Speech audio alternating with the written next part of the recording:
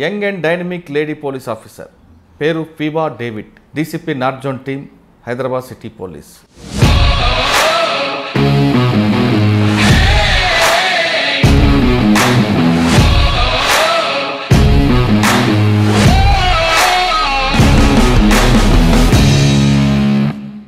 నేను కూడా డిపార్ట్మెంట్ రాకముందు నాకు కూడా కొంచెం నెగిటివ్ ఒపీనియనే ఉండే పోలీస్ అంటే. చాలా డిపార్ట్మెంట్ ఎందుకు రావాలనుకున్నాం మనం? మూట సహాయం చేయకపోయినా మాట సహాయం చేయాలనేది. ఫిజికల్ ట్రైనింగ్ అనేది కొంచెం ఇబ్బందిగా ఉంటుంది. అప్పుడు అర్థం కాలేదు ఎందుకు అంత టఫ్ ట్రైనింగ్ ఇచ్చారని చెప్పేసి. ట్రైనింగ్ చేసినప్పుడు కూడా నాకు I had a small leg injury. I was the topper in my squad. అప్పుడు పెళ్ళైందా ట్రైనింగ్ అప్పటికి? చిన్న పిల్లలు అప్పుడు 4 years and 6 years. సో వాళ్ళని వదిలేసి వెళ్ళడం అనేది చాలా కష్టమైంది. But with the support of my husband, మా అత్తగారు, మామయ్య గారు అండ్ మా పేరెంట్స్ వాళ్ళు ఉన్నారు కాబట్టి ఇంత సక్సెస్ఫుల్గా చేసి ఇప్పుడు నేను వర్క్ చేయగలుగుతున్నాను. నేను ఫీబా దేవి కాలేజ్ చదువుకున్నప్పుడు ఎవరైనా డ్యూటీ చేశారా? అలాంటిది ఏం లేదు సార్. ఫీబా దేవి చేసేదా యూటీజీ? కాలేజ్ అంతా ఉమెనే కాబట్టి ఎవరో ఒకరికొకరు నేర్పించుకునే వాళ్ళం కాదు. బట్ బయట మాత్రం అబ్బాయిల లైన్ ఉండదు అనమాట, అమ్మాయిల కాలేజ్ కాబట్టి.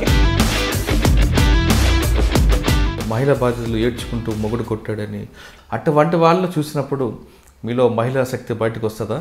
కానీ when comes to wife and husband issues వచ్చినప్పుడు నెక్స్ట్ తనే అంటుంది మీరు ఎందుకు కేసు పెట్టారు నువ్వు నా భర్త మీద అని చెప్పేసి. మీరు డీల్ చేసిన కేసు బాగా గుర్తుండిపోయింది ఒకటి? పోక్సో రేప్ కేసు అనమాట. అమ్మాయి మిస్సింగ్ కేసు పెట్టారు. మిస్సింగ్ కేసు పెట్టిన తర్వాత మేము ప్రయత్నాలు చేస్తుండగానే తను మమ్మల్ని చాలా మిస్లీడ్ చేసింది. ఎవరు కంప్లైనెంటే. ఐ వాజ్ రియల్లీ షాక్డ్ అనమాట. ఈ అమ్మాయి చెప్తుంది నేను ఎలా వినేసాను, కనిపించే 3 సింహాలు కాదు 4వ సింహం కూడా ఉంది, I have to think in that way అని చెప్పేసి. నా స్కూల్కి నా ఫ్రెండ్స్ పేరెంట్స్ వచ్చారనో లేదు ఇంకో విషయం పిల్లలు ఫోన్ చేసినప్పుడు మీలో అమ్మ ప్రేమ బయటకు వస్తుంది కదా? డెఫినెట్లీ ఎందుకు రాదు సార్. మ్యాక్సిమం అయితే చాలా సందర్భాల్లో అయితే అవ్వలేదు సార్, కుదరలేదు వెళ్ళడానికి. వాళ్ళ ఫాదర్ ఒక్కళ్ళే వెళ్ళారు, పిల్లలు కూడా చాలాసార్లు కంప్లైంట్ చేశారు. అప్పుడు బాధ వేస్తుంది నాకు. నేను ఒకసారి యూనిఫామ్ వేసుకున్నానంటే I have to serve it, నేను దానికి న్యాయం చేయాలా.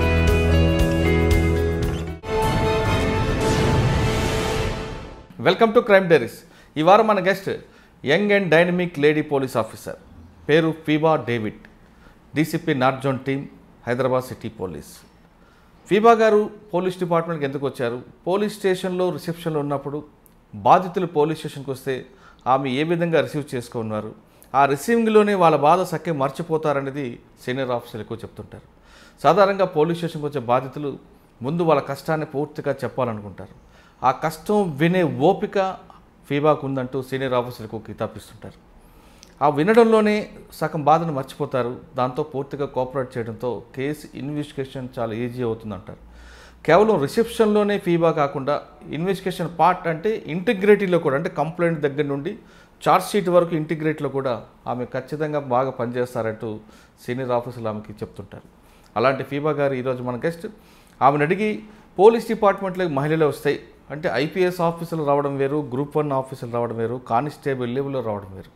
కానిస్టేబుల్ లెవెల్లో పోలీస్ స్టేషన్కి వచ్చిన తర్వాత వాళ్ళు పడ్డ కష్టాలు ఏ విధంగా ఉంటాయి, నిజంగా కష్టాలు ఉన్నాయా లేదు, అప్పుడు గతంలో ఉన్నది వేరు, ఇప్పుడు ప్రస్తుతం పోలీస్ డిపార్ట్మెంట్ కానిస్టేబుల్ లెవెల్ ఆఫీసర్లకు ఏ విధంగా వెల్కమ్ చెప్తున్నారు, పోలీస్ స్టేషన్లో సీనియర్ ఆఫీసర్లు ఏ విధంగా వాళ్ళతో కోఆపరేటివ్ పనిచేస్తుంటారు, ముఖ్యంగా నైట్ షిఫ్ట్లప్పుడు కానీ లేదా బందోబస్తులప్పుడు వాళ్ళకు ఏమైనా కష్టాలు ఉన్నాయా అనే విషయాల్ని ఫీబా గారిని తెలుసుకున్నాం. ఫీబా గారు నమస్తే అమ్మా. నమస్కారం సార్. ముందుగా మీకు మహిళా దినోత్సవ శుభాకాంక్షలు.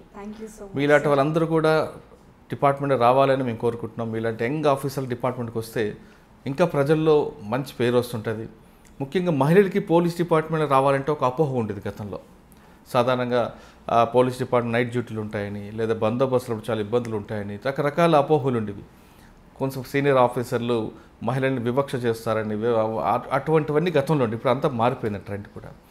ఇటువంటి అపోహల మధ్యలో ఫీబా గారు ఎందుకు పోలీస్ డిపార్ట్మెంట్ రావాల్సి వచ్చింది, పోలీస్ డిపార్ట్మెంట్ వచ్చిన తర్వాత బయట ఉన్న అపోహలన్నీ కూడా వాస్తవా కాదా అన్నదితో పాటు ఇప్పుడు మీరు చేరిన తర్వాత నేటి వరకు ఎక్కడెక్కడ పనిచేశారు, చేసిన దగ్గర మీరు ఎలాంటి వర్క్ నేర్చుకున్నారు? ముఖ్యంగా మీ ఆఫీసులో చాలామంది చెప్తుంటారు, ఫీబా రిసెప్షన్లో కూర్చుంటే కంప్లైంట్ చాలా హ్యాపీ ఫీల్ అవుతుంటారు, కంప్లైంట్తో నవ్వుతూ మాట్లాడతారు ఆవిడ. అంటే పోలీస్ అనగానే సాధారణంగా కొంచెం ఏకవచనంతో మాట్లాడడం, కొంచెం ఆహాకారాలు ఉంటాయి. అలా కాకుండా పోలీస్ స్టేషన్లోకి వచ్చిన బాధితుడికి చిన్న స్మైల్తో మీరు పలకరిస్తారనేది మీ సీనియర్ ఆఫీసర్లు ఎక్కువ చెప్తుంటారు, మీరు కూడా అదే విధంగా ఉంటారు. ఈ ప్రశ్నలకు సమాధానం చెప్పే ముందు ఫీబా గారి కుటుంబ నేపథ్యం, ఇన్ని 5 సంవత్సరాల్లో మీరు నేర్చుకున్న వర్క్ ఏ విధంగా ఉంది, ఫైనల్గా పోలీస్ డిపార్ట్మెంట్లోకి రావాల్సిన అమ్మాయిలకి మీరు ఇచ్చే మెసేజ్ ఏంటి? సార్, నా పేరు ఫీబా డేవిడ్, ఇందాక మీరు చెప్పినట్టు. సో మా తల్లిదండ్రులకి నేను 2వ సంతానం. సో నా ముందు అక్క, తర్వాత తమ్ముడు ఉన్నారు. నాకు మ్యారేజ్ అయింది. మ్యారేజ్ అయ్యి 10 years అయింది. నాకు 2 పాపలు. మా హస్బెండ్ ఈవెంట్ ఆర్గనైజర్గా చేస్తారు. అండ్ మా డాడీ ఇదివరకు పాలిటిక్స్లో ఉండే పెద్దపల్లి ఎంపీగా పోటీ చేశారు. So now he is in to business. And police నేను BA సోషియాలజీ చేశాను. సో ఇప్పుడు MA చేస్తున్నాను సార్ నేను. అండ్ అలాగే మా తమ్ముడు, తను కూడా డిపార్ట్మెంట్లోనే ఉన్నారు. నేను వచ్చిన తర్వాత మీరు ఇందాక అన్నారు కదా, ఏమంటారు, డిపార్ట్మెంట్లోకి రావాలంటే చాలా అపోహలు ఉన్నాయని. సో నేను కూడా డిపార్ట్మెంట్కి రాకముందు మా నాన్నగారు కానీ నా భర్త కానీ అందరూ ఎందుకు ఒక అమ్మాయి కానిస్టేబుల్గా వెళ్ళడం ఎందుకు బాగోదు అని చెప్పేసి ఉండేది. నేను కూడా డిపార్ట్మెంట్ రాకముందు నాకు కూడా కొంచెం నెగిటివ్ ఒపీనియనే ఉండే పోలీస్ అంటే. ఎందుకంటే ఎప్పుడు నేను లైవ్గా చూడలేదు, బట్ చాలా విన్నాను కాబట్టి నేను కూడా అలాగే అనుకున్నా.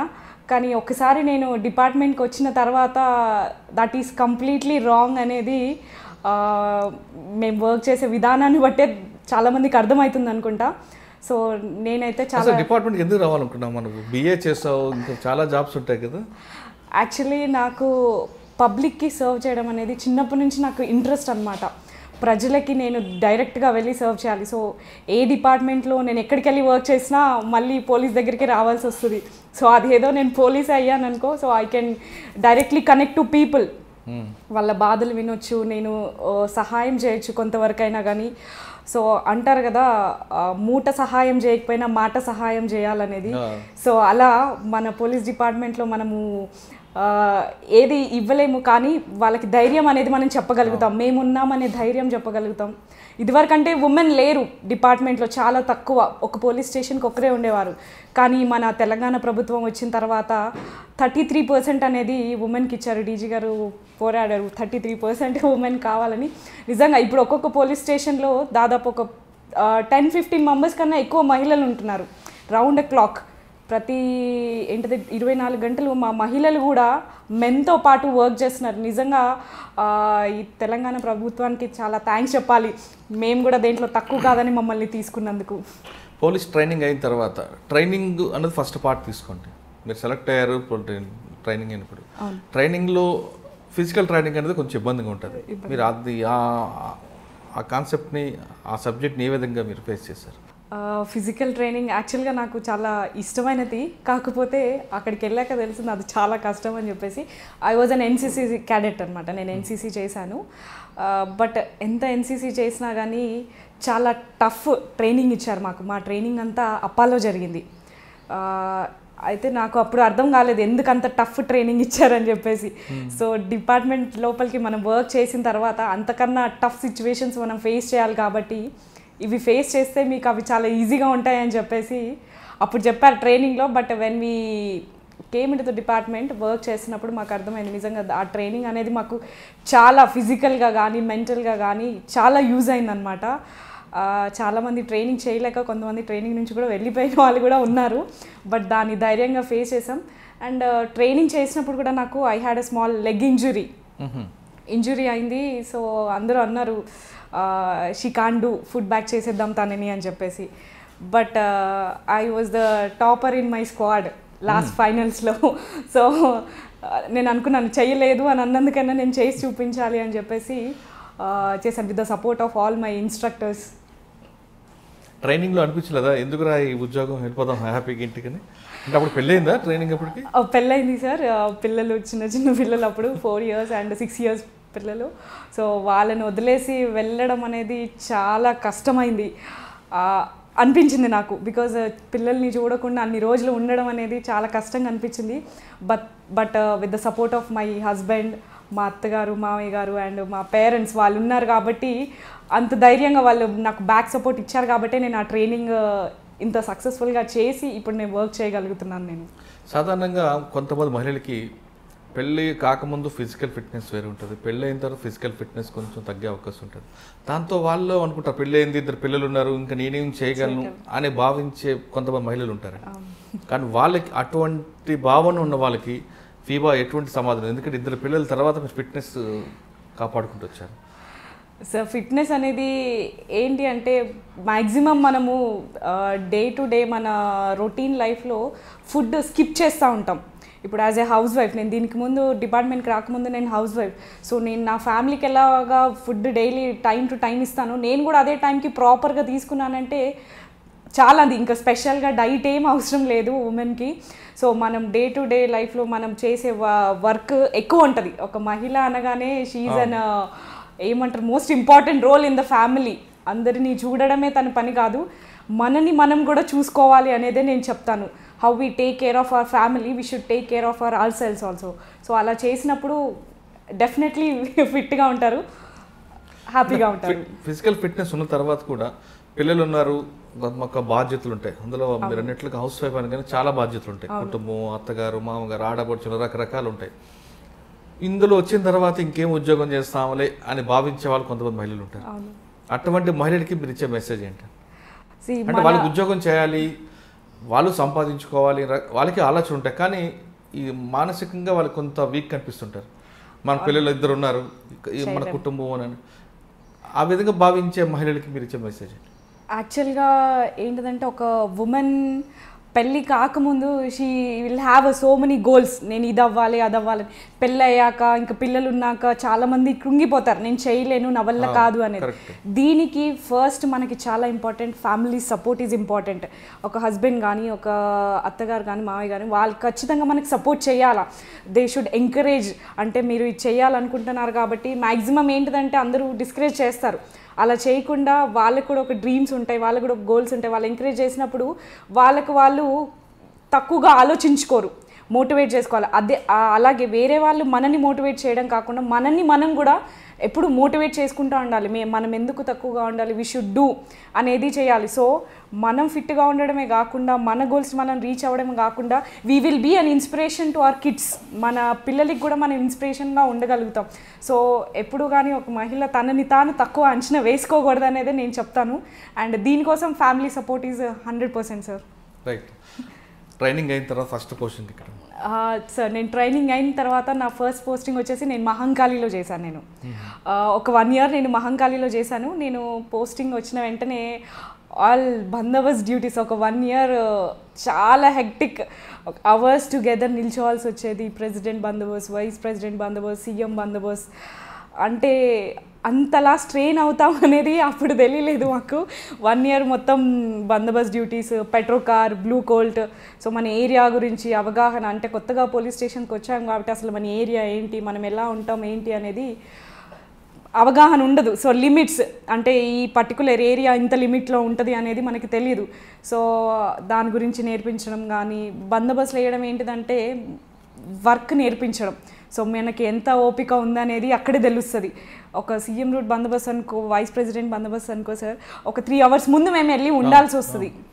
సో 3 hours ముందు, మళ్ళీ తర్వాత ఒక 1 hour బ్రీఫింగ్, డీబ్రీఫింగ్ అన్నీ ఉంటాయి కాబట్టి ఓపిక, పోలీస్కి ఎంత ఓపిక ఉందనేది బందోబస్తు ఒక పరీక్ష అని చెప్పొచ్చు. పరీక్ష పాస్ అయ్యారా? డెఫినెట్గా సార్ పాస్ అయ్యాను. మహంకాళి పోలీస్ స్టేషన్ అనగా మీరు అన్నట్లుగా అక్కడ మహంకాళి అమ్మవారి టెంపుల్ ఉంది, అమ్మవారి జాతర ఉంటుంది. దాంతోపాటు అక్కడ విఐపి మూవ్మెంట్ ఎక్కువ కనిపిస్తుంటుంది. దాదాపు మీరు అన్నట్లుగా 4-5 hours కంటిన్యూ నిల్చోవాల్సి వస్తుంది. ఆ టైంలో ఇంకా వేరే న్యాచురల్ కాల్స్ కానీ దానికి ప్రాబ్లమ్ వచ్చినప్పుడు ఏ విధంగా ఫేస్ చేసేవారు? యాక్చువల్గా ఇది నిజంగా చెప్పాలంటే చాలా ఆడవాళ్ళు ఫేస్ చేసేది. ఎందుకంటే ఒక బందోబస్తుకి వెళ్ళినప్పుడు అక్కడ సరైన ఫెసిలిటీస్ ఉండవు. బట్ ఇప్పుడు మీరు మహంకాళి బందోబస్తు చెప్పారు కాబట్టి నేను దాని గురించి చెప్తా. ఎప్పుడు కానీ మేము బందోబస్తు షెడ్యూల్ ప్రిపేర్ చేసినప్పుడు మా డీసీపీ గారు కానీ లేకపోతే మా ఏసీపీ గారు కానీ సో వాళ్ళు స్పెషల్గా ఉమెన్ గురించి వాళ్ళు బందోబస్తుకి వస్తారు. ఎందుకంటే మహంకాళి జాతర అనేది అది డిస్ట్రిక్ట్స్ నుంచి కూడా బందోబస్తుకి వస్తారు. సో వాళ్ళకి ఉమెన్ ఎటువంటి కష్టం ఉండకూడదని చెప్పేసి నియర్ బై ఆ లొకాలిటీలో నియర్ బై హోటల్స్ కానీ లేకపోతే ఫంక్షన్ హాల్స్ కానీ తీసుకొని వాళ్ళ గురించి ప్రత్యేకంగా వాష్రూమ్స్ కానీ ఫుడ్ అరేంజ్మెంట్స్ కానీ బెడ్ అరేంజ్మెంట్స్ కానీ ప్రతిదీ ఏ ప్రాబ్లం లేకుండా చూసుకునే వాళ్ళు. సో నేను ఇంతవరకు అయితే ఎటువంటిది నేను ఫేస్ చేయలేదు అలాంటిది. అండ్ నాకు తెలిసి అక్కడికి వచ్చిన వాళ్ళు కూడా ఏ కంప్లైంట్ వినలేదు మేము ఇలా మాకు ప్రాబ్లం అవుతుందని. ఎందుకంటే ఒక ప్రాబ్లం అవుతుంది అనగానే ఇమీడియట్గా మా ఆఫీసర్స్ ఉండేవాళ్ళు అక్కడ ఉండి దానికి నెక్స్ట్ ఏం చేయాలి అనేది వాళ్ళు గైడ్ చేస్తూ చెప్తూ ఉండేవాళ్ళు మాకు. మేము కూడా వచ్చిన వాళ్ళని చూసుకుంటూ ఉండేవాళ్ళం. పోలీస్ స్టేషన్లో అనగానే రకరకాల వ్యక్తులు వస్తుంటారు. ఇక్కడ బాధితులు వస్తారు, రౌడీలు వస్తుంటారు, చాలా రకరకాల వ్యక్తులు, అన్ని రకాల మనస్తత్వాలు వస్తుంటారు. ప్లస్ పోలీస్ స్టేషన్లో వచ్చిన వాళ్ళందరితో కూడా మర్యాదగా మాట్లాడే వాళ్ళు కొంతమంది ఉంటే, కొంతమంది కంప్లైంట్తో బాగా మాట్లాడచ్చు, ఎక్యూజ్డ్ పార్టీతో కొంచెం రఫ్గా మాట్లాడుతుంటారు. మహంకాళి పోలీస్ స్టేషన్లో మీకన్నా సీనియర్ ఆఫీసర్స్ ఎక్యూజ్డ్తో ఇంటరాక్షన్ అవుతున్నప్పుడు బూతులు మాట్లాడే అవకాశం కనిపిస్తుంటుంది. అటువంటి బూతులు విన్నప్పుడు మీకు ఏమనిపించింది? ఇందిరా బాబు ఈ పోలీస్ స్టేషన్కి వచ్చామనిపించిందా, లేదు ఇది ఒక ఉద్యోగంలో పార్ట్ అని అనుకున్నారా? అంటే నేను చాలా తక్కువ విన్నాను సార్. హయ్యర్ ఆఫీసర్స్ తిట్టడం అనేది చాలా తక్కువ విన్నాను. ఇప్పుడు ఫ్రెండ్లీ పోలీసింగ్ వచ్చేసింది, ప్రతి ఒక్కరితో మర్యాదపూర్వకంగా మాట్లాడడమే ఉంది. ప్రతి ఒక్కరితో అని కాదండి, కంప్లైంట్ అలా అని చెప్పి నేరస్తులు వస్తే వాళ్ళతో కూడా మర్యాదపూర్వకంగా మాట్లాడడం అనేది కాదు. కానీ అలాంటి తిట్టిన సందర్భాలు అని అంటే మేబీ వాళ్ళు వినకపోతే ఒక నెంబర్ ఆఫ్ టైమ్స్ చెప్పినా కూడా వినకపోతే ఓపిక నశించి అలా అంటారేమో తప్ప వాళ్ళని అనాలనే ఇంటెన్షన్ ఏం లేదు. సో అలా విన్నప్పుడు కొంచెం అనిపించింది. బట్ తర్వాత ఓకే డిపార్ట్మెంట్లో ఇది ఉంటుందేమో అని చెప్పేసి అయిపోయింది. బట్ చాలా తక్కువ సార్. నేను పోలీస్ స్టేషన్లో మీరు అన్నట్లు తిట్లు అన్నది ఒక స్టేజ్కి వచ్చాక తిడతారు. ఆ తిట్లు కూడా వాడు వినకపోతే 2 దెబ్బలు కూడా వేస్తారు. అటువంటి దెబ్బలు వేసే సన్నివేశం ఎప్పుడైనా చూసారా మీరు? ఇంతవరకు లేదు సార్, చూడలేదు నేను అసలు. నిజం చెప్పండి. లేదు సార్. ఎందుకంటే మీరు పనిచేసిన మహంకాళి కార్ఖానా అన్నింటిలో కూడా ఎక్కడో కొట్టకుండా ఉంటారా? ఎక్కడా కొట్టలేదు సార్. ఎందుకంటే మీరు కొట్టడం కాదు మీ వాళ్ళు. లేదు సార్. ఎందుకంటే ఎవరిని తీసుకొచ్చినా ఇది ఫ్రెండ్లీ పోలీసింగ్ అని చెప్పాను కదా. సో మ్యాక్సిమం వాడిని మంచి అంటే అక్యూజ్డ్ కానీ అదర్ పార్టీస్ కానీ మంచి మాట చెప్పి వాళ్ళని కొంచెం దురుసుగా మాట్లాడినా కూడా వాళ్ళు మారాలని చెప్తారు. కానీ కొట్టడం అయితే ఇంతవరకు లేదు సార్, జరగలేదు. అండ్ నేను కూడా ఎప్పుడైతే పర్సనల్గా కొట్టలేదు కూడా. Okay, police station eve teasing వాళ్ళు వచ్చినప్పుడు మీ యాక్షన్ ఏ విధంగా ఉంటుంది? ఈవ్ టీజింగ్ వచ్చిన వాళ్ళు యాక్చువల్గా ఈవ్ టీజింగ్ అనేది చేసేది మ్యాక్సిమం యూత్ చేస్తారు. యూత్ అంటే వాళ్ళకి అవగాహన లేదు, they are very young. So ఇలాంటివి చెయ్యకూడదు అనేది విచక్షణ ఉండదు వాళ్ళకి. బికాజ్ యూత్ అంటే డ్రగ్స్ కానీ మందు కానీ అలవాటు అయిపోయి ఉంటారు. సో ఈవ్ టీజింగ్ అనేది చేస్తారు. సో మనం తిట్టడం వల్ల వాళ్ళు ఇంకా ఏమవుతారు, మొండిగా తయారవుతారు. సో వాళ్ళకి అర్థమయ్యే విధానంలో ఎలా చెప్తే బాగుంటుంది అనేది we use to give counsellings అని ఇచ్చేవాళ్ళం అనమాట. కూర్చోబెట్టి వాళ్ళకి కౌన్సిలింగ్ ఇవ్వడం కానీ వాళ్ళ పేరెంట్స్ని పిలిపించి మాట్లాడడం కానీ మా డీసీపీ గారు కల్మేశ్వర్ సార్ ఉన్నప్పుడు చేశారనమాట. ఏరియాలో ఎంతమంది యూత్ ఉన్నారు వాళ్ళందరినీ పిలిపించి, అంటే అప్పట్లో పబ్జీ గేమ్ ఉండేది కదా. సో ఈవ్ టీజింగే కాకుండా పబ్జీ కూడా ఒక పెద్ద హెడేక్ అయిపోయింది అందరికీ. పక్కింట్లో కూర్చొని ఆ సౌండ్స్ చేస్తూ వాళ్ళకి డిస్టర్బెన్స్. సో అలా ఈవ్ టీజింగ్ వాళ్ళని కానీ ఇలా నైట్ డిస్టర్బెన్స్ చేసే వాళ్ళని కానీ యూత్ అందరినీ గ్యాదర్ చేసి వాళ్ళ పేరెంట్స్ని పిలిపించి ప్రత్యేకంగా వాళ్ళకి కౌన్సిలింగ్ ఇస్తే నాకు తెలిసి అందులో 90% మంది మారారు. కొట్టడం వల్లే మారుతారని కాదు సార్, మనం ఒక మంచి మాట చెప్తే అది వాళ్ళకి రీచ్ అయ్యేలాగా మనం చెప్తే డెఫినెట్గా యూత్ అనేది మారుతారు. ఫీబాదేవి కాలేజ్ చదువుకున్నప్పుడు ఎవరైనా ఈవ్ టీజింగ్ చేశారా? అలాంటిది ఏం లేదు సార్. అయ్యయ్యో లేదు సార్, నేను అలా ఏం లేదు, నేను ఎప్పుడు చేయలేదు. మా సీనియర్స్ నాది వచ్చేసి Saint Pious college Nacharam. It's an women's college అంతా ఉమెనే కాబట్టి ఎవరో ఒకరికొకరు నేర్పించుకునే వాళ్ళం కాదు. బట్ బయట మాత్రం అబ్బాయిల లైన్ ఉండదు అనమాట, అమ్మాయిల కాలేజ్ కాబట్టి. ఎవరు ఫీబాదేవి కోసం ట్రై చేయలేదు అప్పుడు? తెలీదు సార్ నాకు. అంటే అప్పట్లో కొంతమంది ఆఫీసర్లకి అంటే సివిల్ కాలేజ్ చదువుకున్నప్పుడు పలానా వాడు వేడిపించాడు వాడు ఆ కోపాలు కొంతమంది కనిపిస్తుంటాయి. మీకు అటువంటి కేస్ స్టడీస్ ఏం లేవంట? ఏం లేవు సార్ అలాంటి వైజ్. అసలు నేను నన్ను హేట్ చేసే వాళ్ళని కూడా నేను చాలా పాజిటివ్గా చూసుకుంటాను. బికాజ్ అందరికీ మనం నచ్చము. ఇప్పుడు మీరు అన్నట్టు కంప్లైనెంట్ అండ్ అదర్ పార్టీ వస్తారు. సో ఇద్దరు పోలీసులను మెచ్చుకోరు, ఖచ్చితంగా ఒకరు మెచ్చుకుంటారు, ఒకరు తిడతారు. సో వాళ్ళు తిట్టే వాళ్ళు ఏమంటారు, వాళ్ళ ఫ్యామిలీస్కి వాళ్ళ ఫ్రెండ్స్కి నెగిటివ్గానే పోతుంది. వాళ్ళు పోలీస్ అంటే పాజిటివ్గా తీసుకోలేరు. సో ఇద్దరిని సాటిస్ఫై చేయలేము మనం ఎక్కడ కూడా పోలీస్ డిపార్ట్మెంట్లో. అంటే పోలీస్ డిపార్ట్మెంట్లోకి వచ్చాక పాజిటివ్ యాటిట్యూడ్ ఉందా? పోలీస్ డిపార్ట్మెంట్ రాకముందు కాలేజ్ డేస్లో కూడా ఇదే పాజిటివ్ యాటిట్యూడ్ ఉందా? సార్ నేను ముందు నుంచి కూడా ఇదే. మా ఫాదర్ చెప్తారనమాట, మనం ఎలా ఉన్నా కూడా తగ్గి ఉండాలి, అందరికీ మనం మర్యాద ఇవ్వాలి. రేపు పొద్దున మనము పోయేటప్పుడు ఏం తీసుకెళ్ళము, ఒక మంచి పేరు తప్ప. సో మనకు వీలైనంత వరకు సహాయం చేయాలి. సహాయం చేస్తే నలుగురు గుర్తుపెట్టుకుంటారు. ఓకే సరే, మహంకాళి పోలీస్ స్టేషన్లో నైట్ డ్యూటీలు చేశారు ఎప్పుడైనా? నైట్ డ్యూటీస్ మహంకాళి పోలీస్ స్టేషన్లో చేశాను. మా మేడం వాళ్ళతో చేశాను నేను. సో మేడం రజనీ మేడం ఉండేవాళ్ళు, ఎస్ఐ మేడం సబితా మేడం, ఇప్పుడు ఎస్ఐలు అయ్యారు, ఇద్దరు ర్యాంకర్స్ అనమాట మేడం వాళ్ళు.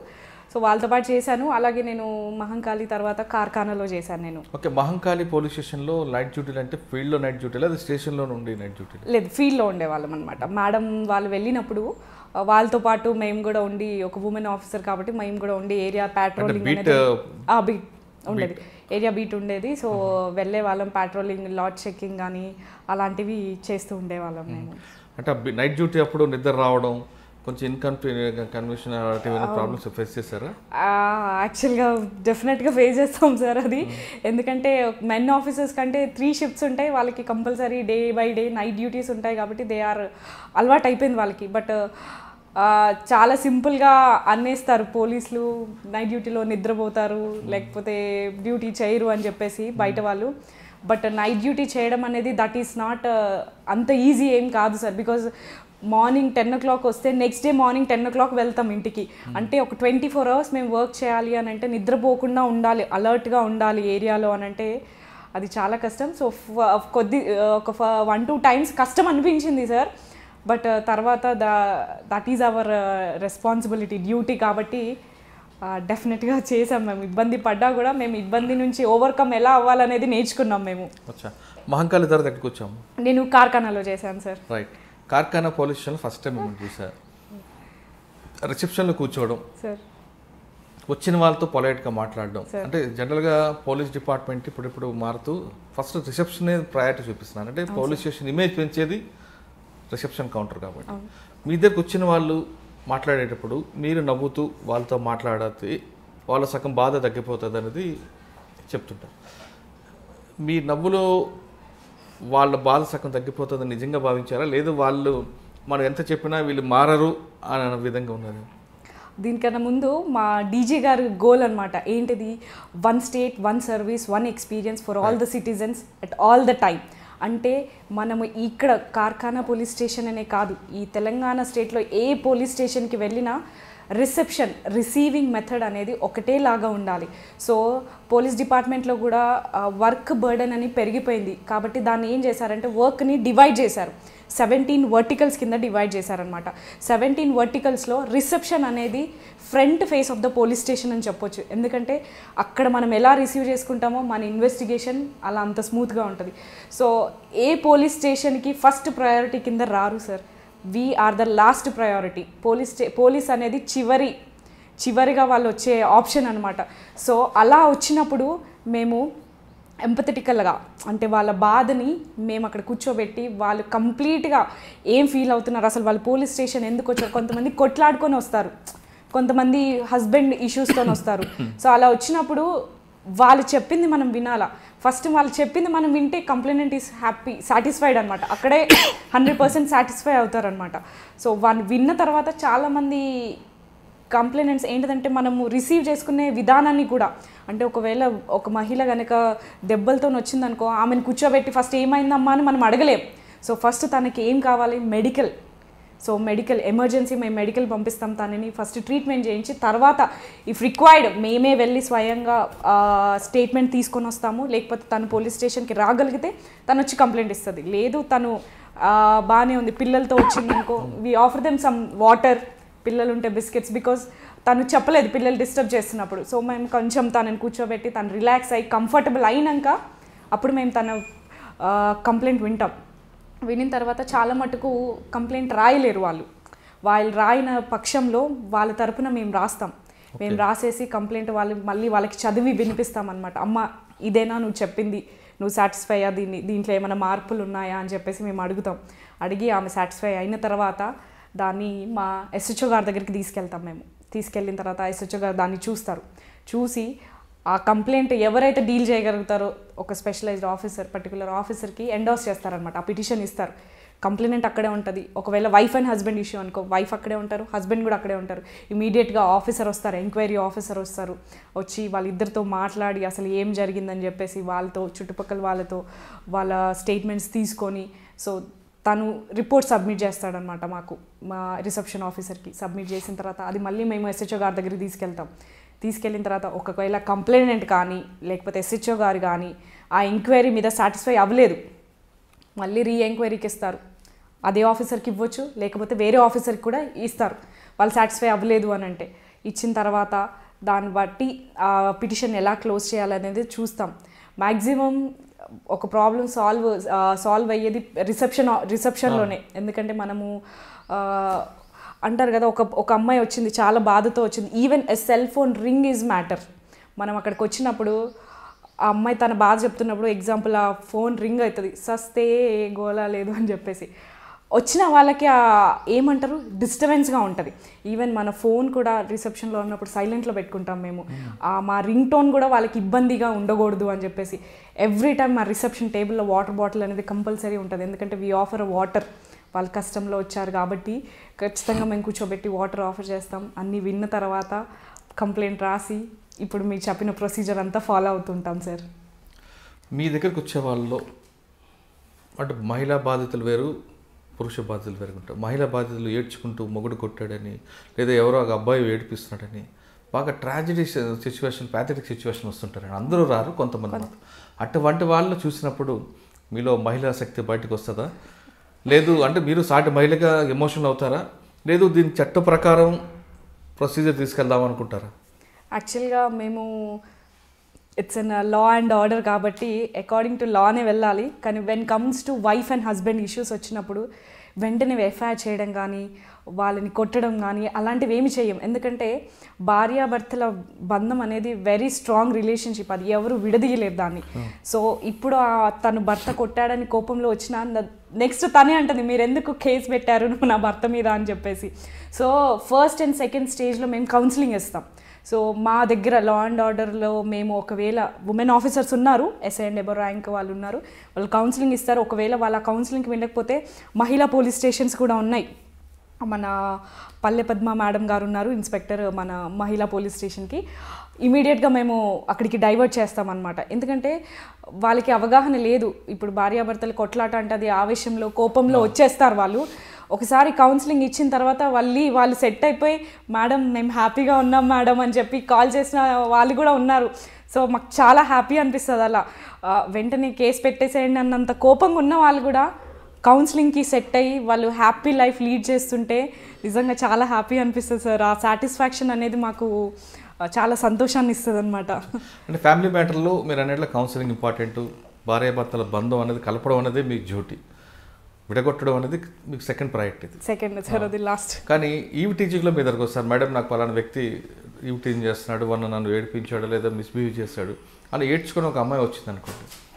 అటువంటి విక్టిమ్స్ సాధారణంగా టెంపరీ సొల్యూషన్ చూసుకుంటారు, స్పీడ్ సొల్యూషన్. మీరు ఆ అవతల వ్యక్తి మీద 354 లేదా 506 509 పెట్టి పంపడం కన్నా వాడిని తీసుకొచ్చి మీరు 2 కొడితే అక్కడికక్కడ వాళ్ళ కోపం తగ్గిపోతుంటుంది గతంలో. ఆ విధంగా కోరుకునే వాళ్ళు చాలామంది కనిపిస్తుంటారు. అంటే ఇన్స్టెంట్ జడ్జిమెంట్.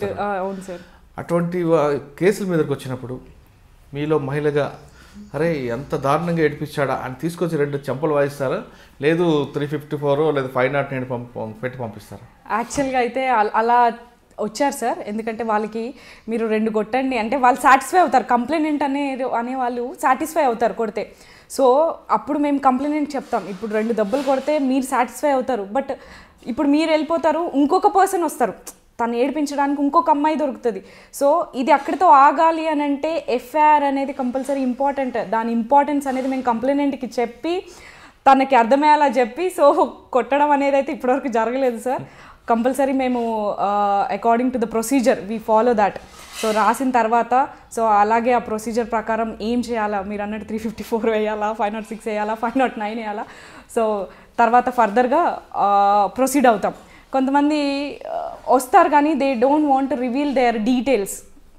మేము కంప్లైంట్ ఇచ్చామని తెలియకూడదు, మేము చేసామని తెలియకూడదు అని అంటూ ఉంటారు. సో ఇలాంటి వాళ్ళకి we also have an option ఏంటిదంటే షీ టీమ్స్.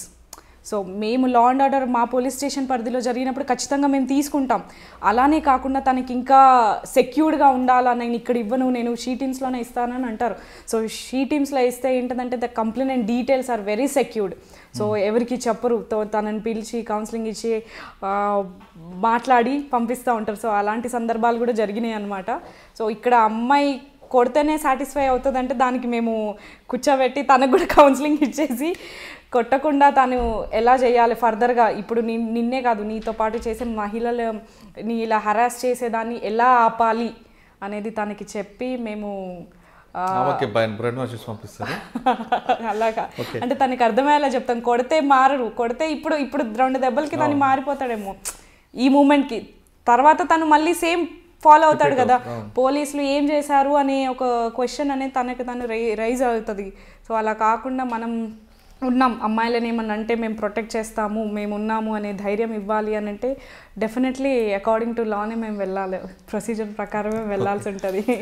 కార్ఖానా ఎంతకాలం పనిచేస్తారు? నేను 3.5 years చేశాను. తర్వాత నేను యాక్చువల్గా అక్కడి నుంచి I came to this north zone. Okay. Karkhana Mahankali police స్టేషన్లో దాదాపు 4.5 సంవత్సరాలు పనిచేశారు. 4.5 సంవత్సరాలు మీకు బాగా గుర్తుండిపోయి అంటే మీరు డీల్ చేసిన కేసు బాగా గుర్తుండిపోయింది ఒకటి ఉందా? ఉంది సార్ ఒకటి. యాక్చువల్గా అదే పోక్సో రేప్ కేసు అనమాట. సో కంప్లైంట్ ఇచ్చారు. అది ఏంటంటే actually it was an missing case. అమ్మాయి మిస్సింగ్ కేసు పెట్టారు. మిస్సింగ్ కేసు పెట్టిన తర్వాత మేము ప్రయత్నాలు చేస్తుండగానే తను వచ్చినారు. సో మాకు తెలిసింది తను అక్కడ ఉన్నారని, తర్వాత ఫైండ్ అవుట్ చేసాం, వచ్చింది, everything is fine. Missing girl trace out అయింది. బట్ ట్రేస్ అవుట్ అయిన అమ్మాయి చెప్పిన విషయాలు యాక్చువల్గా మాకు షాక్ అనిపించింది. ఏంటంటే ఆ అమ్మాయి మిస్ అవ్వడం కాదు, ఒక అబ్బాయి తనని తీసుకెళ్ళాడు, లవ్ రిలేషన్షిప్లో ఉండే ఒక ప్లేస్కి తీసుకెళ్ళి తను ప్రెగ్నెన్సీ తీసేసిన తర్వాత అమ్మాయిని మళ్ళీ ఏం తెలియకుండా ఇంటి దగ్గర పెట్టారు. అమ్మాయికి పేరెంట్స్ లేరు, ఫాదర్ మదర్ చనిపోయారు, ఇద్దరు అక్కలు కూడా చనిపోయారు. వాళ్ళ ఫాదర్ గవర్నమెంట్ ఎంప్లాయ్ అనమాట. సో వాళ్ళ పెన్షన్ ఈ అమ్మాయికి వస్తుంది, ఇంకా మ్యారేజ్ అవ్వలేదు కాబట్టి. సో అలా తను చెప్పేసరికి వీ రిజిస్టర్ ఇమ్మీడియట్గా ఎఫ్ఐఆర్ అయింది. 376 అయింది. అయిన తర్వాత తను మమ్మల్ని చాలా మిస్లీడ్ చేసింది, ఎవరు కంప్లైంటే. సో ఏం చెప్పిందంటే నేను అబ్బాయి దగ్గరికి వెళ్ళాను, వాళ్ళ ఇంటికి వెళ్ళాను, ఎంగేజ్మెంట్ ఉండే. సో ఆ ఎంగేజ్మెంట్లో మేము వాళ్ళ పేరెంట్స్కి నన్ను పరిచయం చేశాడు. మేము అక్కడికి వెళ్ళిన తర్వాత నాకు హెల్త్ బాగాలేకుండే, అందుకనే అబార్షన్ అయిపోయింది అని చెప్పిందనమాట. సో తను చెప్పినది ఎంత అంటే నేనైతే చాలా జెన్యున్గా నమ్మేశాను అనమాట. లిటరల్గా తను ఏడుస్తూ చెప్పేసింది అనుకున్నాను. సో అక్యూజ్ని పట్టుకురావాలా, కంప్లైంట్కి మాత్రమే వాళ్ళ అడ్రస్ తెలుసు. సో అమ్మాయిని తీసుకొని వెళ్ళాము. ఇక్కడ మంచిర్యాలలో చాలా మారుమూల గ్రామం, అక్కడ కనీసం టీ తాగడానికి కూడా షాపులు లేవన్నమాట. వెళ్తూనే ఉన్నాను. వీడి అంటే అక్యూజ్ లొకేషన్ ట్రేస్ అవుట్ అయింది. నేను శంకర్ నాయక్ సార్ అని head constable sir, Purushottam crime constable అన్న వెళ్ళాం. మేము వెళ్ళిన తర్వాత అమ్మాయిని తీసుకొని వెళ్ళాను. సో అమ్మాయి ఉంది కాబట్టి నేను కూడా వెళ్ళాను. సో వెళ్తే తను అడ్రస్ చెప్పమ్మా అంటే ఇక్కడే ఉంటుంది అనేది చెప్పింది. సో అట్ లాస్ట్ మేము వాళ్ళ విలేజ్కి రీచ్ అయ్యాము. రీచ్ అయిన తర్వాత యాక్చువల్గా అక్యూజ్డ్ వాళ్ళ బ్రదర్ని ఐడెంటిఫై చేసింది అక్కడ ఆ విలేజ్లో. ఐడెంటిఫై చేసి ఆయన ద్వారా అక్యూజ్ని పట్టుకున్నాం మేము. అక్యూజ్ని కాదు, అక్యూజ్డ్ వాళ్ళ పేరెంట్స్ని ఐడెంటిఫై చేసాం. బట్ అక్యూజ్డ్ ఎస్కేప్ అయ్యారనమాట. సో ఆ రోజు అక్కడే ఉండాల్సి వచ్చింది. ఉండి నెక్స్ట్ డే మళ్ళీ లోకల్ పోలీస్ స్టేషన్కి మేము అప్రోచ్ అయ్యి అక్యూజ్ని పిలిపించి తీసుకొని రావడం జరిగింది. అయితే ఇంతకీ ఆ అమ్మాయి ఆ ఊరు వెళ్ళలేదు, ఆ ప్లేస్ తెలియదు, ఏమీ తెలియదు. మేము పెట్టిన లొకేషన్ ప్రకారమే మేము వెళ్ళినాం. కానీ ఆ అమ్మాయి ఏంటంటే ఇక్కడే ఉంటుంది, పక్కనే ఉంటుంది అని చెప్పారు. అప్పటికి కూడా నాకు తెలీదు.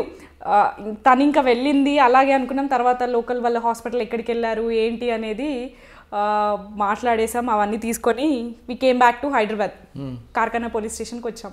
సో నేను Madhukar Swamy sir was inspector sir ఉన్నారు, సార్ కేసు అది. సో సార్ ఈ అమ్మాయి అక్కడికి వెళ్ళిందంటే ఐడెంటిఫై చేసింది అది ఇది అంటే కూర్చోబెట్టి సార్ చెప్పాడు, నాకు స్టోరీ చెప్పాడు. అప్పుడు అసలు ఆ అమ్మాయి ఆ ఊరు వెళ్ళలేదు, వాళ్ళ ఊరికి వెళ్ళలేదు, ఖాళీ ఇక్కడి నుంచి వెళ్ళింది, అబార్షన్ చేయించుకుంది, వచ్చేసింది, అంతే తప్ప ఆ అమ్మాయికి అక్యూజ్డ్ వాళ్ళ పేరెంట్స్ తెలీదు, అక్యూజ్డ్ వాళ్ళ ఊరు తెలీదు, ఏమీ తెలీదు అని అంటే. మరి ఆ అమ్మాయి అసలు చాలా జెన్యున్గా చెప్పింది సార్ అని అంటే సార్ వాజ్ లైక్ ఆ అమ్మాయికి అక్యూజ్డ్ అలా చెప్పమని చెప్పాడంట. Still she was in a dilemma. అంటే ఆ అక్యూజ్డ్ కావాలని ఇంకా ఇష్టపడుతుంది అనమాట. They were in a love relationship. So మొత్తం కేసు ఇన్వెస్టిగేషన్ అంతా అయిపోయిన తర్వాత తెలిసిన రిజల్ట్ ఇది. ఐ వాజ్ రియల్లీ షాక్డ్ అనమాట. ఈ అమ్మాయి చెప్పింది నేను ఎలా వినేశాను అని చెప్పేసి నాకు నేనే question mark. So next time నుంచి ఏదైనా కంప్లైంట్ వచ్చినప్పుడు 4 వైపుల నుంచి ఆలోచిస్తాను అనమాట. సో రైట్, కనిపించే 3 సింహాలు కాదు 4వ సింహం కూడా ఉంది, I have to think in that way అని చెప్పేసి అలా కూడా ఆలోచించడం మొదలు పెట్టాను. So yes, definitely a lesson sir. అంటే నిజంగా ఒకవేళ మాకు లొకేషన్ ట్రేస్ అవుట్ అవ్వలేదు, మాకు ఆ అమ్మాయిని తీసుకొని వెళ్ళామంటే we were into wrong track అయిపోయేది కదా. సో అది కూడా ఎక్స్ట్రీమిస్ట్ ప్లేస్ అది. సో అక్కడికి వెళ్ళామనేసరికి నాకు కొంచెం ఆ ప్లేస్ చూడగానే చాలా ఐసోలేటెడ్ ప్లేసెస్ అనమాట. ఆ అమ్మాయి అలా తీసుకెళ్ళింది అంటే తెలియకుండా మా లొకేషన్తోనే వెళ్ళాం. బట్ షీ వాజ్ లైక్ ఇక్కడ వెళ్ళాలా, లెఫ్ట్ వెళ్ళాలి, రైట్ వెళ్ళాలి అని చెప్తుంది ఆ అమ్మాయి. సో అలా చెప్పినప్పుడు జెన్యున్గా అడిగాను, ఏంటమ్మా నువ్వు ఇలా చెప్పావు, అది కరెక్ట్ కాదు కదా, నేను ఒక పోలీస్ ఆఫీసర్గా కాదు, నేను ఒక సిస్టర్గానే అడిగాను నేను. సో అంటే లేదు మేడం, యాక్చువల్గా ఆయన అట్లా చెప్పమన్నాడు, అట్లా చెప్తే నన్ను పెళ్లి చేసుకుంటా అని చెప్పాడు, ఆయన చెప్పినట్టు చెప్తే అని చెప్పేసి అన్నారు. సో అది మాత్రం నేను మర్చిపోలేను సార్. అది కాకుండా ఇంకేమైనా గుర్తున్నాయా? ఇంకా అంటే క్రైమ్లో మా డిఐ సార్ నేతాజీ సార్ ఉన్నారు. సో సర్వెంట్ థెఫ్ట్ అనమాట. So 4-5 tolas of gold servant తీసింది. బట్ పిలిపించాం, పోలీస్ స్టేషన్కి పిలిపించారు సార్. వాళ్ళు చాలా కౌన్సిలింగ్ ఇచ్చారనమాట తనకి, ఇచ్చి in presence of me. So తర్వాత చెప్పారు, ఫీబా నీకు వదిలేసిన మా అమ్మాయిని, నువ్వు మాట్లాడు చెయ్యి అని అంటే. సో నేను గట్టిగా తిట్టలేను, నేను మాటలతో మాట్లాడి మాత్రమే మార్చగలుగుతాను, బూతులు అలాంటివి I can't use all those things. So నేను మాట్లాడమ్మా ఏం చేసావు చెప్పు, ఎందుకంటే వాళ్ళ ఇంట్లో పని చేస్తున్నావు, నువ్వు జెన్యున్గా ఒప్పుకున్నావు అనుకో నీకు శిక్ష అనేది కొంచెం తక్కువ ఉంటుంది, లేకపోతే ఇబ్బంది పడాల్సి వస్తుంది, ఫ్యామిలీ ఉంది, నీకు పిల్లలు ఉన్నారు, అలా ఇలా అని చెప్తే షీ వాజ్ లైక్ అసలు లేదంటే లేదు. మార్నింగ్ నుంచి సాయంత్రం వరకు అదే చెప్పుకుంటూ వచ్చింది. సార్ ఇంతసేపు చెప్పింది సార్ ఆమె లేదనుకుంటా సార్ అంటే. మళ్ళీ పిలిచాడు సార్, నిజం చెప్పమ్మా నువ్వు తీసావా లేదా అని. సార్ ఒక 5 minutes కౌన్సిలింగ్ ఇచ్చేసరికి షీ కేమ్ టు మీ, నా దగ్గరకు వచ్చింది, మేడం నేను చూపిస్తాను రండి అని చెప్పేసి. నేను షాక్ అయిపోయినాను, మార్నింగ్ నుంచి నేను అడుగుతుంటా ఏం చెప్పలేదు. సో సార్ ఒకసారి తనకి ప్రీవియస్ ఇట్లా సర్వెంట్ థెఫ్ట్ చేసిన వాళ్ళ గురించి he explain the history of them, అంటే ఇలా చేశారు ఇలా వెళ్ళారు అని చెప్పేసరికి షీ ఇమీడియట్లీ కన్ఫెస్డ్. తీసుకెళ్ళింది, ఎక్కడ పెట్టిందంటే వాళ్ళ ఇంటి లోపల కూడా నేను డ్రెస్ మార్చుకొని వస్తేనే వెళ్తానని చెప్తే ఐ చేంజ్ మై డ్రెస్ అని ఇంటికి వెళ్తే ఆ ఇంటి మీద ఆ పెంకల మధ్యలో పెట్టిందనమాట. I was shocked. అది కూడా నేను ఒకటి మర్చిపోలేని సీన్. సో గోల్డ్ దొంగతనం ఎందుకు చేసావు అని అంటే ఫర్ ఫీజ్, వాళ్ళ పిల్లల ఫీజు గురించి, సో దాని గురించి చేశాను అని చెప్పి కన్ఫెస్ చేసింది. సో ఈ 2 కేసులో మీరు ఏం నేర్చుకున్నారు చెప్పండి? కంప్లైంట్ మాటలు నమ్మొచ్చనా లేదంటే నమ్మకూడదనా, లేదా ఎలాగా బ్రేక్ చేయొచ్చని నేర్చుకున్నారు? యాక్చువల్గా కంప్లైంట్ మాటలు నమ్మకూడదని కాదు, డెఫినెట్లీ మనం వాళ్ళ మాటలు వినాలి. ఎందుకంటే వాళ్ళు చెప్తేనే. ఫస్ట్ కేసులో కంప్లైంట్ మీకు మిస్గైడ్ చేశారు, సెకండ్ కేసులో అక్యూజ్డ్ మిస్గైడ్ చేస్తారు. అంటే అక్యూజ్డ్ మీరు 1 day అంతా మాట్లాడిన బ్రేక్ కానీ అక్యూజ్డ్ ఇన్స్పెక్టర్ గారు మాట్లాడగానే బ్రేక్ ఏంటంటే అక్కడ మీరు ఏం నేర్చుకున్నారు? యాక్చువల్గా ద వే అంటే మనం మాట్లాడే విధానాన్ని బట్టి కూడా వాళ్ళు చెప్తారు అనేది నా ఇంటెన్షన్. సో అప్పుడు నేను నేర్చుకున్నాను అనమాట, ఒక ఆఫీసర్ ఏ విధంగా మాట్లాడుతున్నారు, సో మనం ఏ విధంగా అమ్మ నాన్న బుజ్జి కన్నా అంటే కొన్నిసార్లు వినరు. సో మనం కూడా కొంచెం హార్ష్గా మాట్లాడాలి, అంటే వాళ్ళకి నొప్పించినప్పుడే వాళ్ళు ఏంటిదంటే ఆ పెయిన్ తెలిసినప్పుడే వాళ్ళు బయటికి చెప్పగలుగుతారు. అండ్ అలాగే కంప్లైనెంట్ కూడా నేనేంటంటే షీ ఈజ్ వెరీ యంగ్ అమ్మాయి. సో తనని మేము గట్టిగా మాట్లాడి తీసుకోలేం కాబట్టి అయినా కంప్లైనెంట్ ఏది చెప్తే మనం we have to follow that. But అందులో ఎంతవరకు నిజం ఉందనేది కూడా తెలుసుకోవాలి అనేది మన మధుకర్ సార్ మాట్లాడిన తర్వాత అర్థమైంది. ఓకే సార్, ఇలా మాట్లాడాలి, ఇలా మాట్లాడితేనే చెప్తారు వాళ్ళు అనేది. సో కానీ సెకండ్ కేసులో ఇన్వెస్టిగేషన్ టైంలో ఇంట్రాగేషన్ పీరియడ్లో మీరు మాట్లాడే అమ్మ అయ్యా బాపు అంటే వినరు, కానీ అదే మీరు ఎవిడెన్స్ చూపించుంటే ఖచ్చితంగా వాళ్ళు బ్రేక్ అయ్యి ఉంటారు. మీరు ఆ యాంగిల్లో ఎందుకు మిస్ అయ్యారు? యాక్చువల్గా evidence cameras was not there, అంటే అందుకని సీసీటీవీ కెమెరాస్ ఎంత ఇంపార్టెంట్ అనేది మేము సర్వెంట్ కాబట్టి తను తీసుకెళ్తున్న ఎవిడెన్స్ ఎక్కడ లేదు. Because it's a gold article, తను చేతిలో పట్టుకోవచ్చు, పర్స్లో పట్టుకోవచ్చు, అసలు తీసుకెళ్ళిందా లేదా అనేది మనం చెప్పలేము. నార్మల్గా రోడ్ పైన కెమెరాస్ ఉంటే షీ ఈజ్ జస్ట్ వాకింగ్ అంతే. ఇప్పుడు ఏ టీవీయో ఫ్రిడ్జ్ అయితే చాలా పెద్దగా ఉంటాయి కాబట్టి మనం తీసుకెళ్తున్నారని వీ కెన్ ప్రూవ్ దెమ్. ఇలాంటి చిన్న ఆర్టికల్స్ని మనము తీసుకెళ్లారా లేదా అనేది ఓన్లీ వీ కెన్ ఫేషియల్ ఎక్స్ప్రెషన్స్తో చెప్పాలా. మనం ఒకసారి మాట్లాడిన తర్వాత ఒకవేళ నిజంగా వాళ్ళు తీసుంటే కనుక డెఫినెట్లీ దాని ఫేషియల్ ఎక్స్ప్రెషన్స్ అనేది చేంజ్ అవుతాయి. ఫస్ట్ నేను అది ఐడెంటిఫై చేయలేదు, నాకు సార్ చెప్పిన తర్వాత దెన్ వెన్ ఐ రికగ్నైజ్ తను టెన్షన్ పడడం మొదలుపెట్టిందనమాట. ఓకే నేను తీసాను, ఇది తెలిసిపోయింది. సార్ వాజ్ లైక్ మాకంతా తెలుసు, నువ్వు చెప్పు, నువ్వు ఒప్పుకుంటే శిక్ష తగ్గుతుంది అన్నట్టు మాట్లాడిన తర్వాత తనంతట తాను కన్ఫ్యూజ్ చేసింది. తర్వాత ఫీబా డేవిడ్ గారు కార్ఖానా పోలీస్ స్టేషన్ పరిధిలో కమ్యూనిటీ పోలీసింగ్ దగ్గరికి వెళ్ళడం, కాలనీస్ వాళ్ళందరికీ పబ్లిక్తో ఎక్కువ మాట్లాడడం అనేది ఎక్కువగా ఇంట్రెస్ట్ చూపించేవారు అనేది మీ ఆఫీస్లో చెప్తుంటారు. అంటే ఎక్కడ కమ్యూనిటీ పోలీసింగ్ వెళ్ళడం, కాలనీలు వాళ్ళందరూ పిలిచి వాళ్ళతో మాట్లాడటం అనేది, దానివల్ల మీకు ఎలాంటి ఇన్పుట్స్ వచ్చి ఆ కాన్సెప్ట్ ఎందుకు ఎక్కువ ఇష్టపడ్డారు? యాక్చువల్గా మనం పోలీస్ డిపార్ట్మెంట్లో ఉన్నామని తెలియాలి అని అంటే పబ్లిక్లోకి మనం వెళ్తేనే మనం ఉన్నామనేది తెలుస్తుంది. సో ఎక్కువగా కమ్యూనిటీ మీటింగ్స్ చేయడానికి రీజన్ ఏంటిదంటే క్రైమ్ రేట్ తగ్గాల. సో క్రైమ్ రేట్ తగ్గాలంటే ముందు మన కమ్యూనిటీలో ఎలాంటి వాళ్ళు ఉన్నారు, ఎలాంటి ప్రజలు ఉన్నారు, సో వాళ్ళకి ఎలాంటివి అవసరం. ఇప్పుడు ఎగ్జాంపుల్ సైబర్ క్రైమ్ ఎక్కువగా జరుగుతుంది. సో తెలిసిన వాళ్ళు, చాలా చదువుకున్న వాళ్ళే అలాంటి వాటికి విక్టిమ్స్ అవుతున్నప్పుడు ఏమీ తెలియని ప్రజలు, నార్మల్ పబ్లిక్, మా లోకాలిటీలో ఉన్న వాళ్ళు ఆబ్వియస్లీ విక్టిమ్స్ అవుతారు. వాళ్ళకి తెలియదు, ఏదో లింక్ వచ్చింది ప్రెస్ చేసామని. సో అలాంటి వాటి గురించి మనం అవగాహన కల్పించినప్పుడే వాళ్ళు వాటి గురించి ముందుకెళ్ళరు. అవును ఇది చెప్పారు కదా మేడం అని చెప్పేసి. సో కమ్యూనిటీతో మనం ఇంటరాక్ట్ అయినప్పుడు ఏంటిదంటే ఎక్కువగా ఏదైనా నేరాలు జరుగుతున్నప్పుడు కానీ ఇలాంటివి జరుగుతాయి అన్నప్పుడు కానీ ఇమీడియట్గా కమ్యూనిటీ వాళ్ళు మనకి ఇన్ఫర్మేషన్ అనేది ఇస్తారు. సో మన వాళ్ళు ఉన్నారు, పోలీసులు మనకి సహాయం చేస్తారనే ఇంటెన్షన్తో ఏ నైట్ ఏ డే అయినా కానీ వాళ్ళు కాల్ చేసి మేడం ఇలా ఉంది సిచ్యువేషన్ అని చెప్పేసి కాల్ చేస్తారు. మేము ఎక్కువగా స్కూల్స్లో, కాలేజెస్లో ఇప్పుడు కోవిడ్ టైంలో మాస్క్ అవేర్నెస్ అందరూ చెప్తారు, పెట్టుకోవడం అనేది ఇంపార్టెంట్. సో వాళ్ళకి పెట్టుకోవాలి అనే థాట్ రావాలంటే మనం వాళ్ళ దగ్గరికి వెళ్ళి చెప్పాలి. ఇదివరకు పోలీసులు ఏంటిదంటే పోలీస్ స్టేషన్ పిలిపించుకొని మాట్లాడేవాళ్ళు. సో అలా ఏంటిదంటే కొంచెం నెగిటివ్ ఇంప్రెషన్ కూడా ఉండే, పోలీస్ స్టేషన్కి పిలిపిస్తున్నారు, మాట్లాడుతున్నారు. పోలీస్ స్టేషన్ అంటేనే చాలామంది భయపడతారు, అమ్మో ఇంత దూరమా అని. బట్ ఇప్పుడున్న పోలీస్ స్టేషన్ అని ఏమంటారు, ఈక్వల్ టు సాఫ్ట్వేర్ కంపెనీస్, దానికి ఏం తక్కువగా లేవు. సో కాకపోతే మేమేంటంటే మేము ప్రజల దగ్గరికి వెళ్ళినప్పుడు వాళ్ళు మాకు దగ్గరగా అవుతారు. సో ప్రజలు పోలీసులు కలిసి పనిచేసినప్పుడు క్రైమ్ రేట్ అనేది మ్యాక్సిమం టు మ్యాక్సిమం తగ్గించవచ్చు. సో అలా మేము వెళ్ళి ప్రజల్లోకి, దీంట్లో కూడా మా స్వార్థమే, క్రైమ్ రేట్ తగ్గించాలి, సో వాళ్ళకి కూడా అవగాహన కల్పించాలి. స్కూల్స్లో కూడా చిన్నపిల్లలు స్కూల్ బయట ఈవ్ టీజింగ్ మీరు అన్నట్టు జరుగుతున్నప్పుడు మా petro car, blue colt officers visible patrolling, అంటే ఆ టైంలో స్కూల్ టైమింగ్స్లో వాళ్ళని అక్కడ పెట్టడం కానీ, సో ఇలా మేమున్నాము అని చెప్పడం కానీ, లేకపోతే స్కూల్ వాళ్ళకి గుడ్ టచ్, బ్యాడ్ టచ్ చాలామందికి తెలుసు, బట్ పేరెంట్స్ దగ్గర నుంచి వాళ్ళు నేర్చుకోవాలి. కానీ తల్లిదండ్రులు ఏంటంటే పిల్లలకి చెప్పలేరు, గుడ్ టచ్ బ్యాడ్ టచ్ అనే విషయాలు వాళ్ళు చెప్పలేరు. సో మేము ముందుకెళ్ళి ఇలాంటివి జరుగుతాయని చెప్పేసి చిన్నపిల్లలకి చెప్పడం కానీ. సో 10th అంటే కొంచెం ఏజ్ అమ్మాయిలు, సో టీనేజర్ అమ్మాయిలు వాళ్ళు ఈజీగా they may go side tracks. So అలా వెళ్లకుండా ఉండడానికి అలాంటి విషయాల గురించి స్కూల్స్కి వెళ్ళి అవగాహన కార్యక్రమాలు చేయడం కానీ.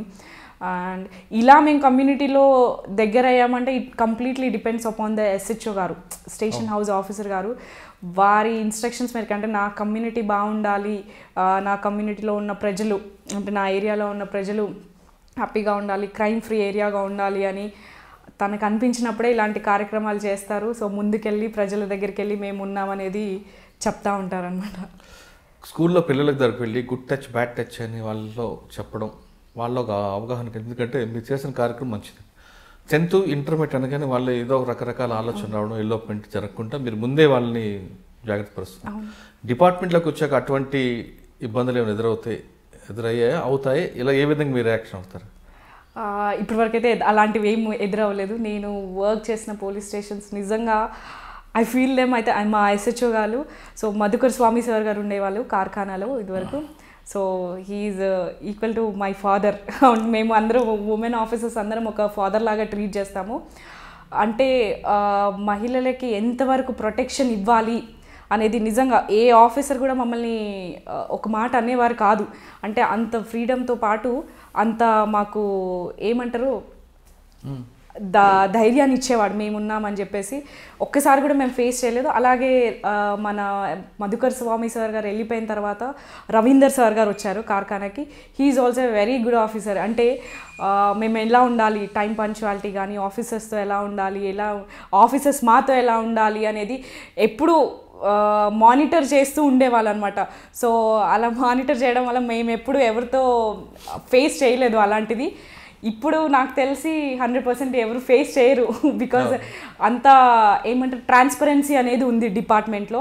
అండ్ ఇలాంటి మధుకర్ స్వామి సార్ కానీ, రవీందర్ సార్ కానీ ఇలాంటి ఆఫీసర్స్ ఉన్నారు కాబట్టి ఇంకా ఉమెన్ అనేది చాలా హ్యాపీగా ఫీల్ అవుతున్నారు. అంటే women officers they feel secured in the police station. Not only అంటే నేను ఇక్కడ చేశాను కాబట్టి నా ఆఫీసర్స్ గురించి తెలుసు కాబట్టి నేను చెప్తున్నాను. సో బట్ మ్యాక్సిమం పోలీస్ స్టేషన్స్లో ట్రాన్స్పరెన్సీ అనేది ఉంది కాబట్టి. అండ్ ఇప్పుడు మాకు ఏంటిదంటే మాకు ఏ ప్రాబ్లం అయినా డైరెక్ట్ మా CP గారిని కూడా వెళ్ళి కలవచ్చు, CV ఆనంద్ సార్ గారిని. సో హీఈస్ 100% మెన్కి సపోర్ట్ చేసే ఆఫీసర్. నిజంగా అలాంటి ఆఫీసర్ రావడం అనేది మేము కూడా చాలా హ్యాపీగా ఫీల్ అవుతున్నాము. ఓకే, ఇక మనం మీ పర్సనల్ విషయానికి వస్తే, మహిళలుగా మీకు 2 ఉద్యోగాలు ఉన్నాయండి. ఒకటి మీ ఇల్లు చూసుకోవాలి, 2 ఆఫీస్ చూడాలి. ఈ రెండింటిని ఎలా మేనేజ్ చేస్తున్నారు? యాక్చువల్గా సార్ నిజంగా టఫ్, చాలా టఫ్. అంటే నేను ఇంత జోవియల్గా మాట్లాడాను, ఆల్ ఆఫ్ సడన్ ఫ్యామిలీ అనేసరికి ఐ విల్ గో సెంటిమెంట్ అనమాట. కానీ ఎప్పుడు నేను కార్ఖానాలో వర్క్ చేసినప్పుడు ఒక పోలీస్ ఆఫీసర్ని ఎప్పుడు నేను ఇంటికి తీసుకెళ్ళను. Police officer is police officer only in the police station. So నేను ఇంటికి వెళ్ళినప్పుడు I have to play my mother role. So ఖచ్చితంగా I have to give time for my kids. కొన్ని సందర్భాలు అనిపించింది అన్నమాట, ఎందుకు ఈ ఉద్యోగం, నా ఫ్యామిలీకి టైం ఇయ్యని ఉద్యోగం ఎందుకు అని అనుకున్నాం.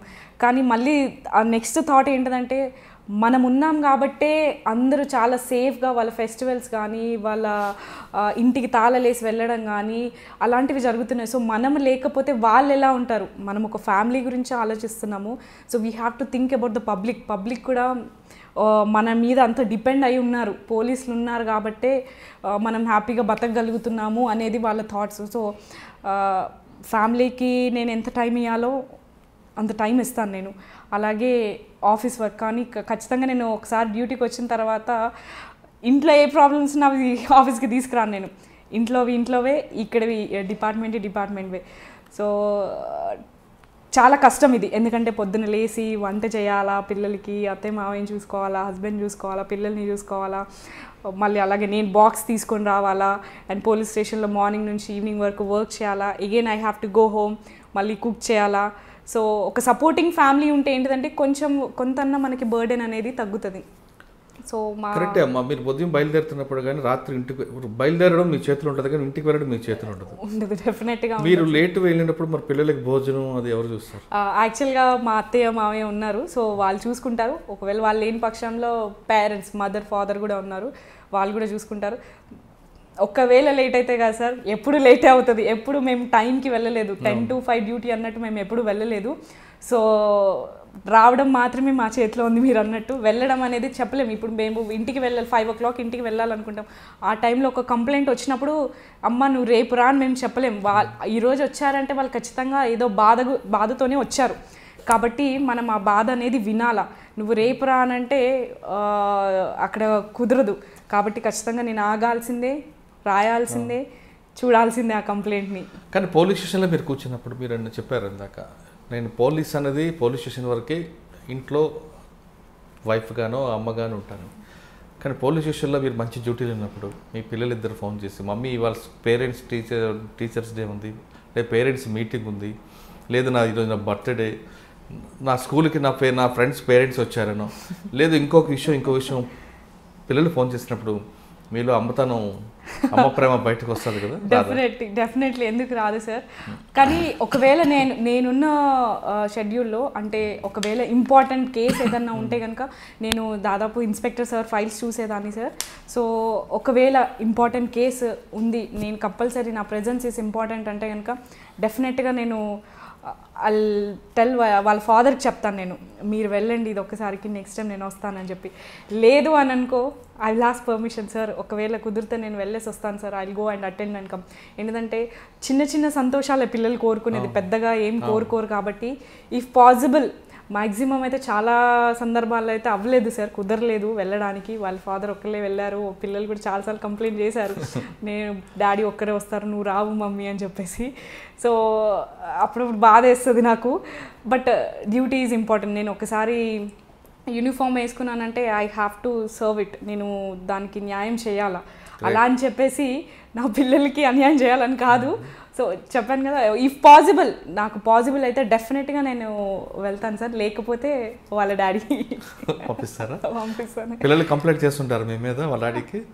కంప్లైంట్ అంటే ఏం చేయరు, వాళ్ళ డాడీని బెదిరిస్తూ ఉంటారు. నువ్వు ఏదన్నా అంటే నీ మమ్మీకి చెప్తావు, మమ్మీ పోలీస్ కదా అని చెప్పేసి. స్కూల్లో వాళ్ళ ఫ్రెండ్స్కి కూడా చెప్పడం మా మమ్మీ పోలీస్ అని చెప్పేసి. They last me to come, యూనిఫామ్లోనే రా మమ్మీ నువ్వు.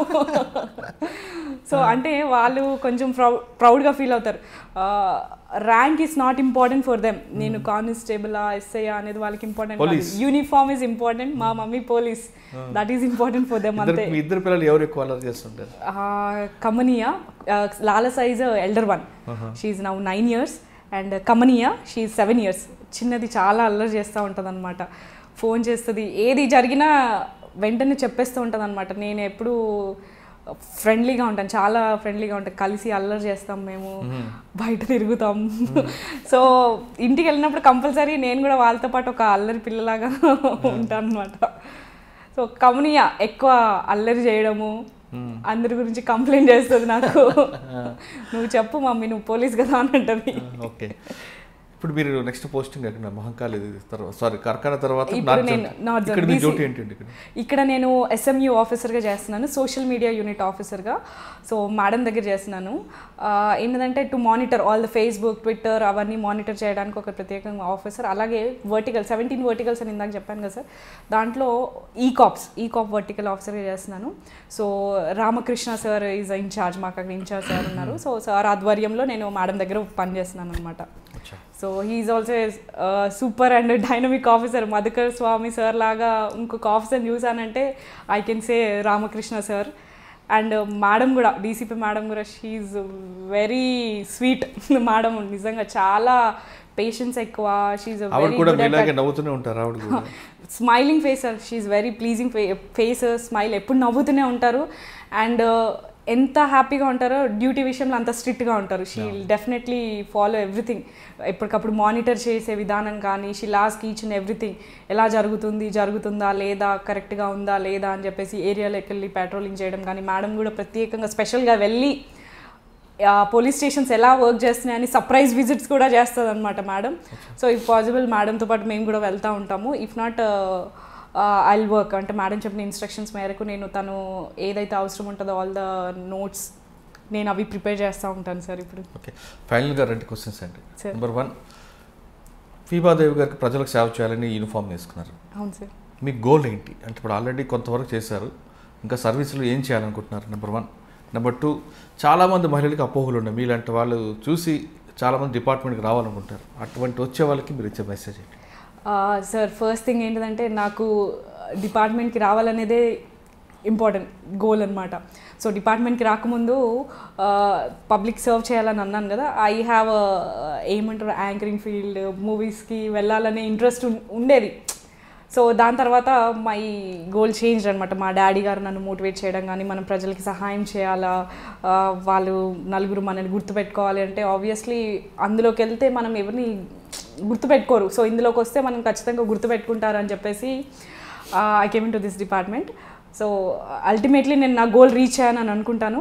బట్ ఇందులోనే ఇంకా ఫర్దర్గా రాయాలా, గ్రూప్స్ రాయాలని ఉంది. సో చూద్దాం sir. I don't know definitely I can achieve are not, but I have an positive thought that I will definitely achieve that goal.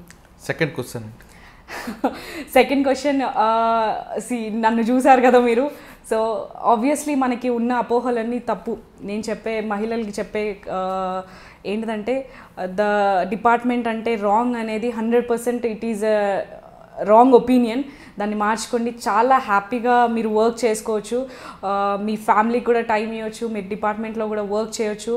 So work ప్లేస్లో హెరాస్మెంట్ కానీ, లేకపోతే లేట్ నైట్ జాబ్ కానీ అలాంటిది ఏమి ఉండదు. బికాజ్ మనం ఇప్పుడు అందరూ చదువుకున్న వాళ్ళే వస్తున్నారు డిపార్ట్మెంట్కి. ఇదివరకు అంటే చాలా తక్కువ చదువుకున్న వాళ్ళు వచ్చారు. ఇప్పుడు all well educated, BTech, MTech చేసిన వాళ్ళు కూడా వచ్చారు.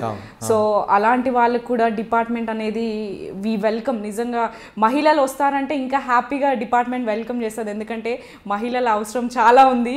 ఎందుకంటే ఒక పోలీస్ స్టేషన్లో మహిళలు ఉన్నారంటే చాలామంది రావడానికి ఇష్టపడతారు. ఏంటిది మహిళలు ఇబ్బంది అంటే మెన్ ఉన్నారంటే వాళ్ళు వచ్చి వాళ్ళ చెప్పుకోలేరు కాబట్టి కంప్లైంట్స్.